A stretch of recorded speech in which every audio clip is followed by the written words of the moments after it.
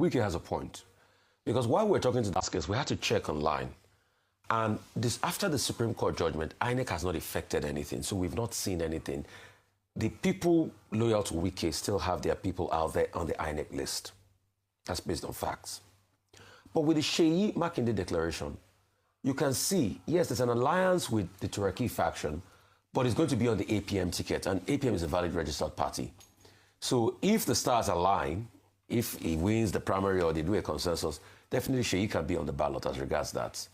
While Wike can still get somebody that he's going to put in there anyway, a lesser force, because Wike has come out to say he's backing President Tinubu. I mean, I don't know how amphibious you can be in the PDP and you're backing a president in the APC, but he's made no bones about it.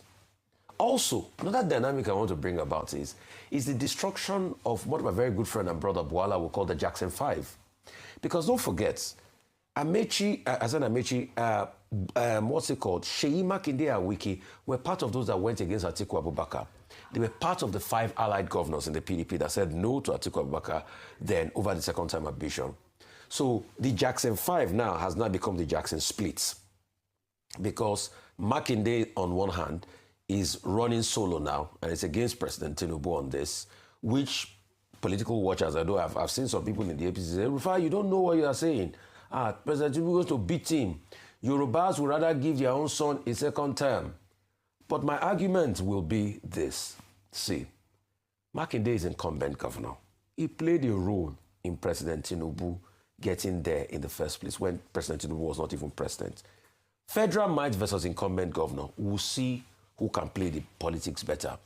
But for you to tell me on God's earth that Makinde is not going to shave some votes off that President Tinubu will normally get in your state. I'm sure he would, for sure. I mean, look at that mammoth. So those that are saying he's going to, yes. What's it called? Forget it. And also, the dynamics in Oyo is quite very scattered because there are some strong contenders on the Accord Party. I keep talking about Oriyomi Hamzat because I go to Ibadan a lot. I'm in the grassroots. Oriyomi Hamzat has a big following. He's also in the Accord Party. So let's see how that dynamics will pan out. And for the very first time... Kokoro Alate. And for the very first time, you have... I know kings are not supposed to pass that, but you have a former governor and a political juggernaut as Olubadan. That dynamics is also there. So for the very first time... Anyway, okay, the last one too was... played some level of politics was also... But that dynamic is also there, and he was a former governor. So we are seeing all of that. Then coming forward to Amechi, I mean, what do you expect him to say? What is a politician? He will say he's the youngest. He will say anything. He wants to curry votes. But it is the people that will decide. By saying he's the most experienced at the youngest, does it mean he's going to beat Atiku in this ADC primary? I doubt. If Amechi beats Atiku in this ADC primary, it will be a miracle.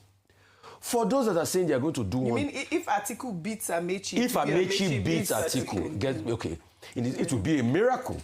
But because, like I said before, it's not pretty much done and done. Maybe he might get something as regards maybe a running mate on all of that, if Atiku is magnanimous enough and they can work it around themselves. Ayatollah is also there, but I don't pretty much. I think Ayatollah will just pretty much pivot, with the Atiku line. I might not be correct on that. But for people that are saying that they are going to do one term, politicians will say a lot of things, but let's be realistic, it's going to be difficult. Mr. Peter Obi, there's a difference between putting a gun to your head and pressure from your people.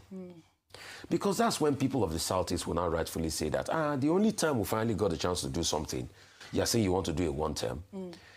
Because when you look at it, Jonathan too said the same. It's not that he didn't want to do a one term. But there's also the factor of the fact that the seat is sweet. I think it was Jeffrey Ngore, one of the former Ugandan presidents, that when he got to the seat, he said the seat is sweet. When you also start to see the pegs of the seat, it's sweet. So it's very But there's hard. nothing wrong with doing one term. But the last leg of my analysis is, Amechi has a strong point. Okay. You know why? And the argument I will make is, till today, we forget in a hurry that Lateef Jakonde only did 4 years. Can you tell me anybody that since Lateef Jakonde left has been able to surpass Lateef Jakonde in length and breadth of achievement since that 4 years he did? All right. The race is on. Let the best man win.